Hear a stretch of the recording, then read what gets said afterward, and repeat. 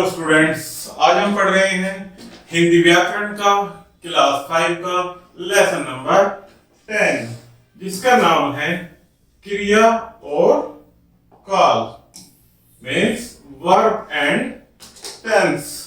आइए प्यारे बच्चों शुरू करते हैं। पढ़िए और समझिए। क्रिया और काल, जैसे ये यहाँ आपको चित्र दिए गए हैं, इनके माध्यम से हम पढ़ेंगे। जो कुछ वाक्य दिए गए हैं, जैसे घोड़ा दौड़ता है, मोर नाचता है, कुत्ता भौंकता है। इसी प्रकार से नेक्स्ट है बच्चा खेलता है, राधा पत्र लिखती है, आजाद पुस्तक पढ़ता है। ऊपर के वाक्यों में दौड़ता है, नाचता है, भौंकता है, खेलता है, लिखती है, पढ़ता है क्रिया पद हैं, क्योंकि इनसे किसी कार्य के करने या होने का बोध हो रहा है, अर्थात किसी कार्य के होने या कार्य के करने का पता चल रहा है। तो ये क्या है प्यारे बच्चों? क्रिया पद है। देखते हैं क्रिया।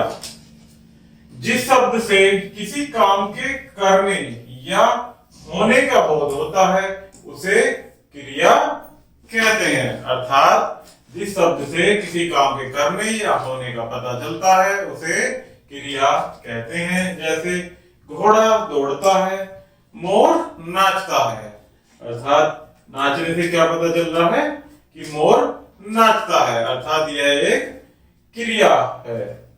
धातु, क्रिया के मूल रूप को धातु कहते हैं। प्राय धातु में ना जोड़कर क्रिया का सामान्य रूप बनता है। धातु में ना जोड़कर क्या बनता है? क्रिया का सामान्य रूप। किंतु क्रिया के मूल रूप को क्या कहते हैं प्यारे बच्चों? धातु कहते हैं। जैसे क्रिया है पढ़ना, इसका मूल रूप क्या है? पढ़। अगर इसमें हम ना जोड़ देते हैं तो ये क्या बन जाता है प्यारे बच्चों? क्रिया का सामान्य रूप, पढ़ना। इसी प्रकार से खेल क्या है? एक धातु, इसमें ना जोड़ देते हैं तो ये क्या बन जाता है? क्रिया का मूल सामान्य रूप, खेलना। इसी प्रकार से लिख प्लस ना, लिखना। जा प्लस ना, जाना। तो ये क्या बन जाते हैं हमारे? क्रिया के सामान्य रूप, धातु में ना जोड़कर। आगे देखते हैं धातु ज्ञात करना। किसी क्रिया की धातु ज्ञात करने के लिए कर्ता की जगह पर तू लिखकर आदेश देने के रूप में उस क्रिया का प्रयोग कीजिए। क्रिया का जो रूप प्राप्त होगा वही क्रिया की धातु होगा। जैसे तू लिख, तू हंस, तो इसमें क्या है? लिख और हंस, ये क्रिया का धातु रूप है। क्रिया के भेद, क्रिया को मुख्य रूप से दो आधारों पर विभाजित किया जाता है। कितने आधार पर? दो आधार पर। पहला है क्रिया को कर्म के आधार पर, दूसरा है संरचना के आधार पर विभाजित किया जाता है। तो पहला देखते हैं हम कर्म के आधार पर। कर्म के आधार पर क्रिया के दो भेद होते हैं। पहला है सकर्मक क्रिया और दूसरा होता है अकर्मक क्रिया। तो प्यारे बच्चों इनको हम 1 by 1 परिभाषा के माध्यम से समझेंगे। तो आइएगा, पहला है सकर्मक क्रिया। सकर्मक का अर्थ होता है कर्म के साथ, अर्थात प्यारे बच्चों आप इनके नाम से भी, नाम के अनुसार भी ज्ञात कर सकते हैं कि सकर्मक अर्थात क्रिया कर्म के साथ क्रिया जिसमें कर्म हो रहा हो, और अकर्मक जिसमें कर्म ना हो रहा हो, अर्थात कर्म के बिना। तो इसको देखते हैं सकर्मक क्रिया।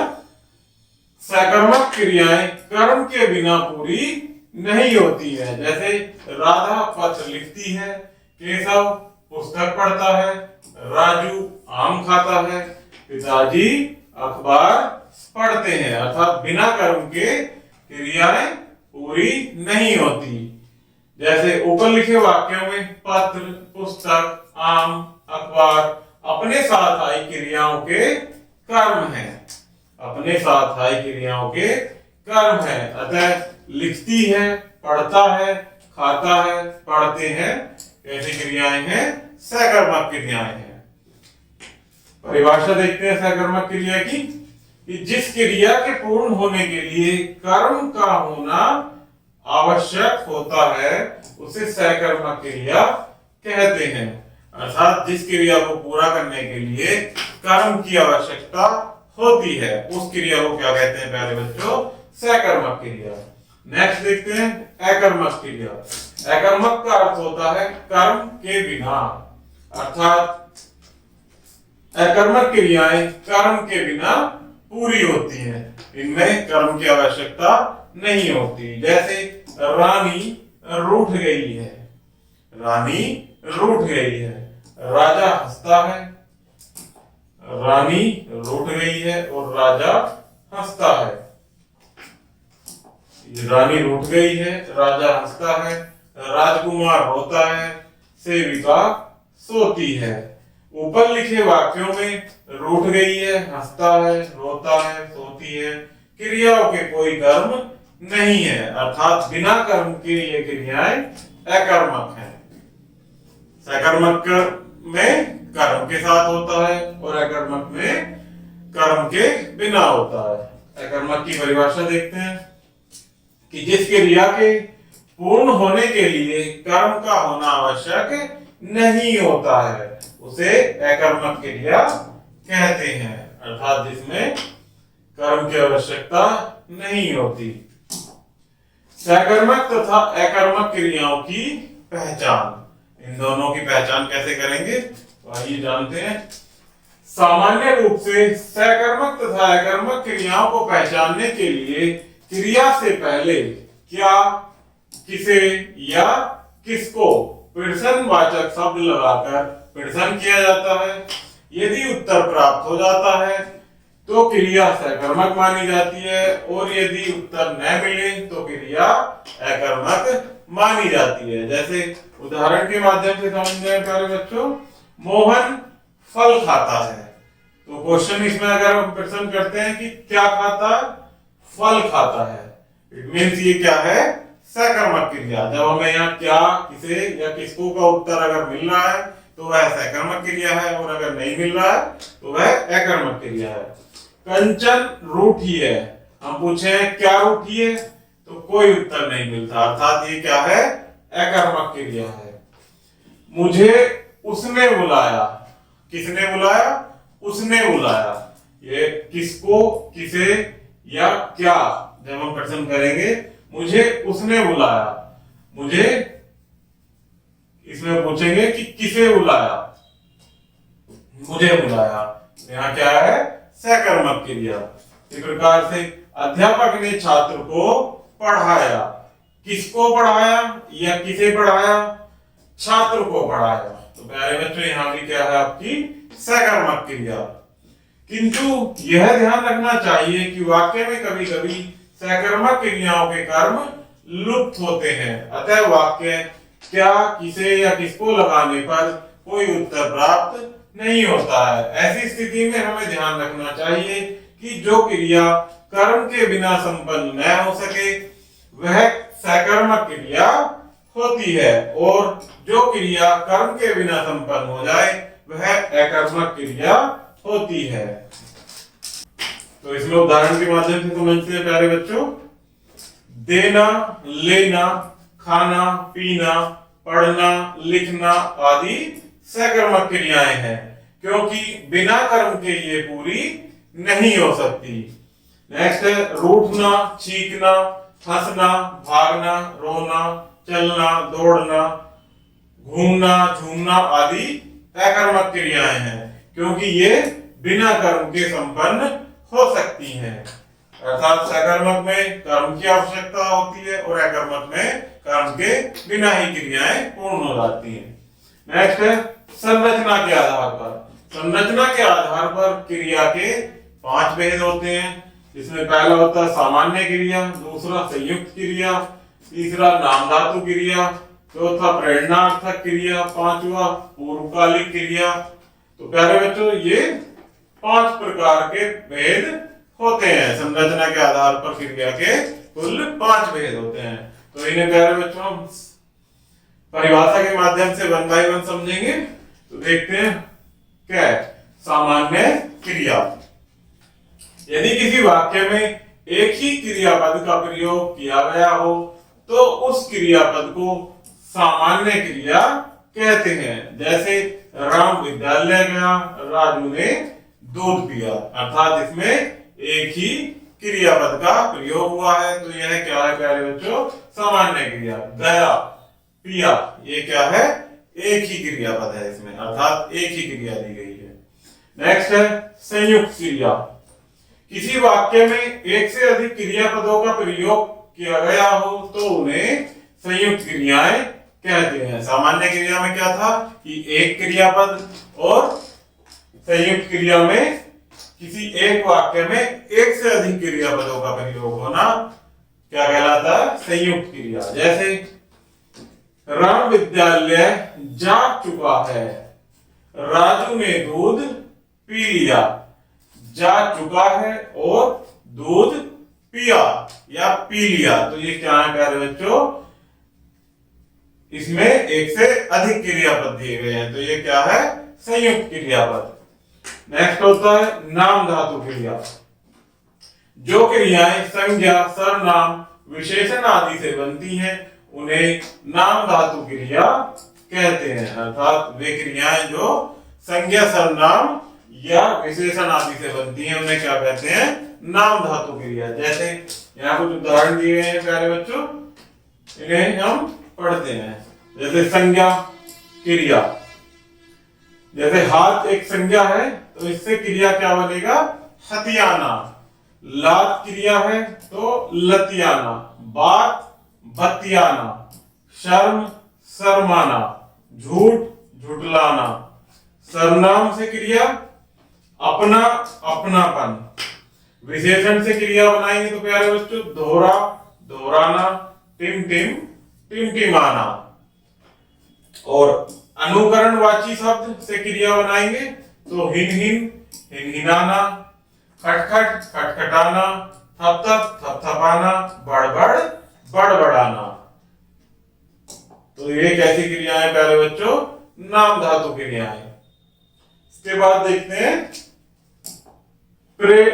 प्रेरणार्थक क्रिया।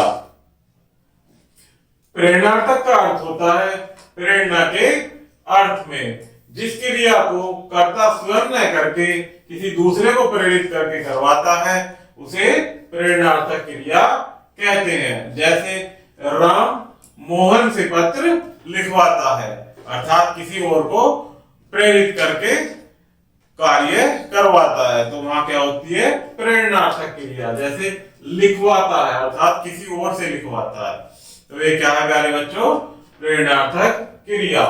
सीता नौकरानी से कपड़े धुलवाती है, यहां भी धुलवाती क्या होगा प्यारे बच्चों? प्रेरणार्थक क्रिया। नेक्स्ट है पूर्वकालिक क्रिया। मुख्य कार्य से पहले होने वाली क्रिया को पूर्वकालिक क्रिया कहते हैं। जैसे वह नहाकर पूजा करने बैठा, मोहन पत्र लिखकर पढ़ने बैठा। जैसे मुख्य कार्य करने से पहले क्रिया अर्थात पूजा करने से पहले वह नहाया, तो नहाकर क्या है प्यारे बच्चों? पूर्वकालिक क्रिया। इसी प्रकार वह पढ़ने बैठा लेकिन पत्र लिखकर, अर्थात मुख्य कार्य पढ़ने से पहले उसने पत्र लिखा, तो वह लिखकर क्या है प्यारे बच्चों? पूर्वकालिक क्रिया। तो प्यारे बच्चों आगे देखते हैं काल मीन्स टेंस। क्रिया के जिस रूप से उसके होने का ज्ञान होता है उसे काल कहते हैं।